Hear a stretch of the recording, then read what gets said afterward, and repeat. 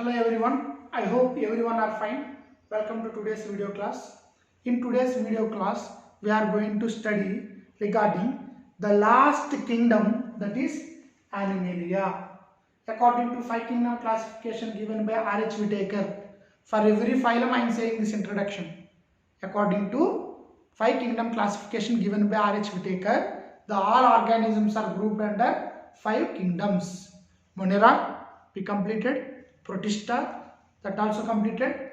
Next, fungi, that also completed. In previous video session we discussed regarding plantae, and the last one is Animalia. So in today's class we are going to study the general characters of Animalia. Okay, Animalia, the members of Animalia are heterotrophic and eukaryotic organisms.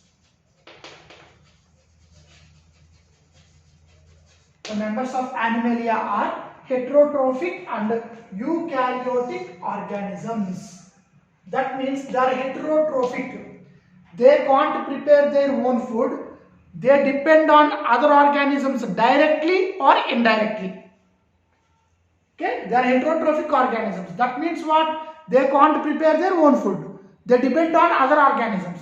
They may depend on other organisms directly or they may depend on other organisms indirectly. But whatever it may be, they depend on other organisms for their food. Next, the members of Animalia are eukaryotic organisms. That means the cells of their body have true nucleus.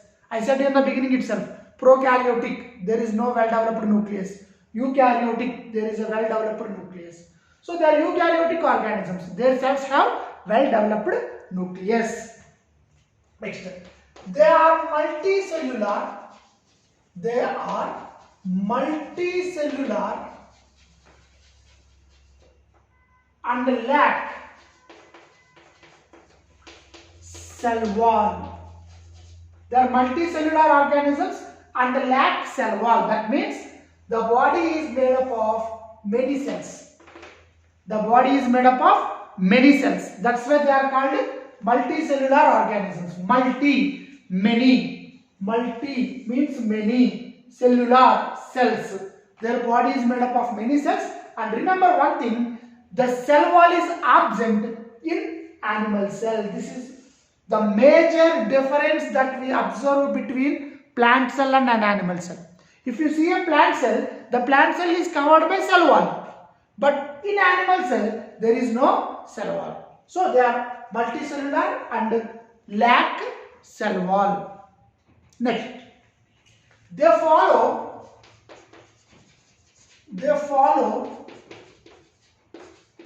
holozoic nutrition. They follow holozoic mode of nutrition, and the food is digested in internal body cavity.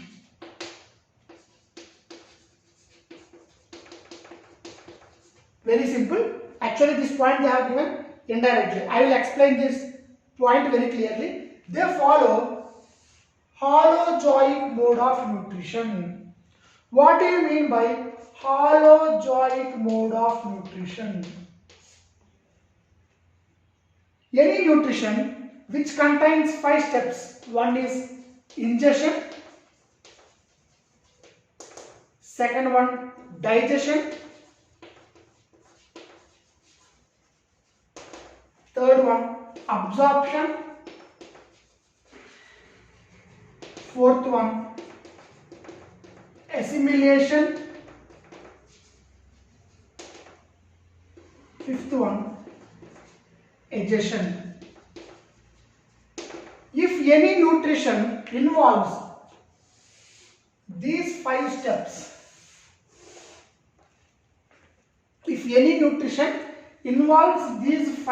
that is known as Holozoic nutrition.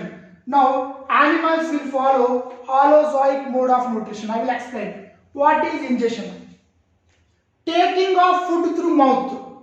We will take food through mouth now. we will eat food through mouth. That is called ingestion. Taking of food through mouth is called ingestion. After ingestion, what happens? We are also animals, no? Just you imagine this point by taking us as an example. Let us discuss this point by taking ourselves as an example. So we are also animals. So we also follow holozoic nutrition.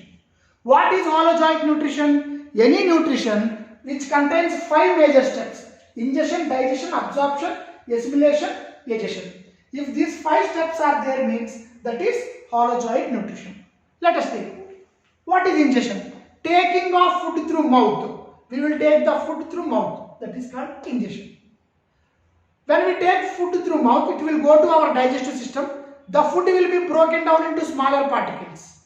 Complex food molecules are broken down into smaller food molecules. So first ingestion means what? Taking of food through mouth. That is ingestion. First food they will take through mouth. Then that food will go to digestive system. There complex food molecules, larger food molecules will be broken down into smaller food molecules. That is called digestion. After digestion, the digested food will enter into blood. The digested food will enter into blood. That is absorption. Blood will transport the digested food to entire body parts. That is called assimilation. So only some food will be digested, no? There will be some undigested food. That undigested food will be sent out through anus. That is called digestion. So if any nutrition has these 5 steps, that type of nutrition is known as holozoic nutrition. Ingestion means taking food through mouth. Digestion means breakdown of complex food molecules to simpler food molecules. Absorption means the digested food will be absorbed enters into the blood. Assimilation means blood will transport the digested food to body parts. Digestion means sending out the undigested food. So any nutrition, if it contains these 5 steps, then that is called holozoic nutrition. So animals will follow holozoic mode of nutrition. So food will be taken through mouth, food will be digested, the digested food sent into blood, blood will transport food to various parts, and digested food will be sent out. So this is the meaning of holozoic nutrition. Then another point he has given here, and the food is digested in the internal body cavity. Internal body cavity means digestive system. Internal body cavity means digestive system. So indirectly he is saying that the food is digested in a special system. The food is digested in a special system. That special system is nothing but a digestive system. I hope you understood this point. They follow holozoic nutrition and the food is digested in the internal body cavity. That is nothing but a digestive system. We all have digestive system. Okay. Next. They show particular growth pattern. They show particular growth pattern.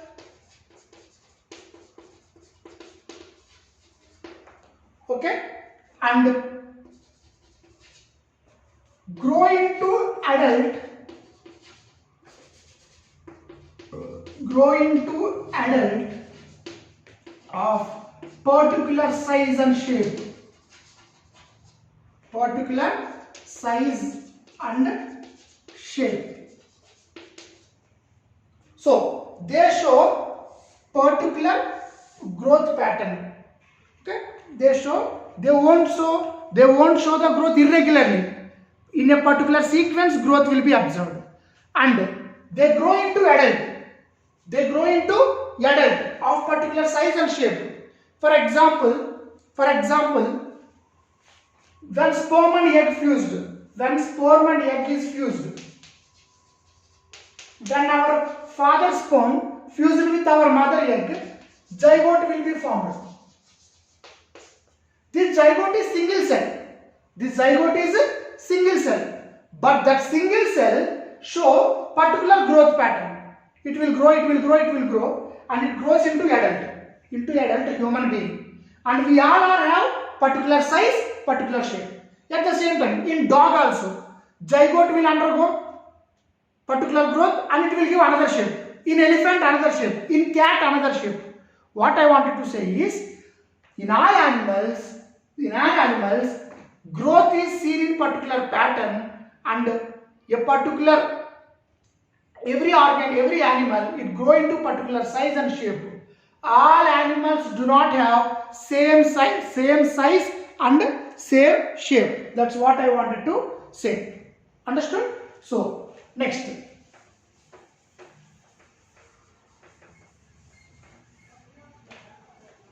one, they have well developed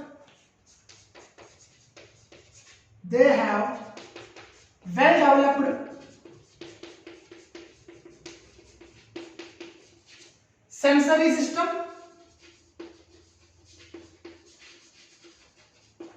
and neuromotor system. They have well-developed sensory system and neuromotor system. So indirectly he is saying that the body is little complicated. You take the example of human beings. We have well-developed sensory system. We have 5 sense organs. Okay, eyes, nose, ears, tongue, skin. So we have well-developed sensory system, and we have neuromotor system. That means we have nervous system. There are many nerves in that nervous system. We have nervous system. There are many nerves in that nervous system. We have brain, and we have motor system. Motor means muscles. We have various types of muscles. So indirectly what they are saying is the body is well developed. The body has well developed sensory system and neuromotor system. That means the sense organs are well developed, the nervous system is well developed, and muscular system is also well developed. Okay, then how reproduction takes place? That is the main thing. How reproduction takes place in Animalia. So let us discuss how reproduction takes place in Animalia.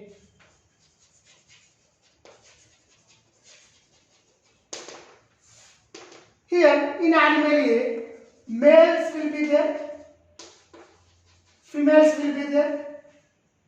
Males will produce male gametes and females will produce female gametes. Male gamete is nothing but sperm, female gamete is nothing but egg. So males have one reproductive system, that is called male reproductive system.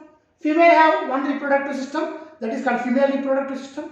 In male reproductive system, male gametes will be produced, that is nothing but sperm. In female reproductive system, female gametes will be produced, that is egg. Now what happens when males and females participate in sexual act? When males and females are participated in sexual act. Okay, so when males and females are participated in sexual act, that sexual act is nothing but copulation. When male and female participated in the process of sex, that is nothing but copulation. What happens? Male gametes will reach female, and they fuses with female gametes. When the male gametes are fused with female gametes, there will be formation of zygote. This zygote develops into embryo, and this embryo develops into new organism. This is how reproduction takes place in Animalia. So males have male reproductive system, females have female reproductive system. Males will produce male gametes, females will produce female gametes. During sexual act, that is copulation, male gametes and female gametes fuse to form zygote. This zygote develops into embryo. This embryo develops into new organism. Just we studied the summary related to the characters of Animalia, but we have separate chapter that is called animal kingdom. In that animal kingdom, we are going to study very clearly about Animalia. Okay, so what we discussed here under Animalia, first I said they are heterotrophic organisms, eukaryotic organisms. Second point, they are multicellular, they don't have cell wall. Third point, they follow holozoic nutrition and the food is digested in internal body cavity. Fourth point, they show particular growth pattern and they grow into adult. That adult have particular shape and size.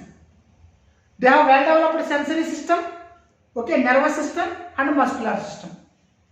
Okay, now during reproduction what happens? Males will produce male gametes, females will produce female gametes. At the time of copulation, male gametes enters into female reproductive system, male gametes freezes with female gametes and forms zygote. This zygote develops into embryo, this embryo undergoes development and forms new organism. So these are the general characters of Animalia. Okay, so only one small topic was left in the chapter, that is about virus and viroids. In the next video session, we will complete about them so that this chapter will be completed. Thank you my dear students. Have a nice day.